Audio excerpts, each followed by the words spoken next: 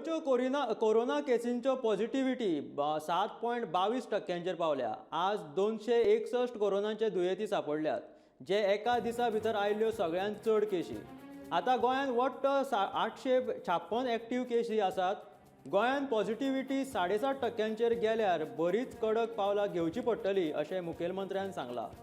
आता पॉझिटिव्हिटी वाडिल्ल्यान शाळांचें कितें जातलें? गोंयच्या व्यापार धंद्यांच्या पर्यटकांचे कितें जातले? पर्यटनाचे कितें जातले असो प्रश्न उप्रासला।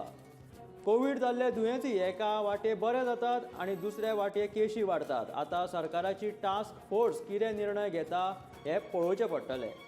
इतले मजगतीं 15 ते 18 पिरायेच्या भुरग्यांक कोव्हॅक्सिन वाशीन दिवपाक 3 जानेवारी पासून 529 शाळांतल्यान तांकां वासीन दिवपाक सुरू जातली।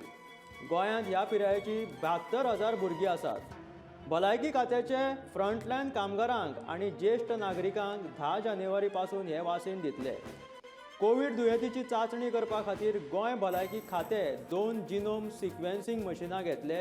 हातूंतलें एक मशीन USAID यांच्या मजगतीन घेतले जाल्यार दुसरें मशीन गोंय सरकार घेतले, अशी माहिती भलायकी मंत्री विश्वजीत राणे हांणी दिल्या।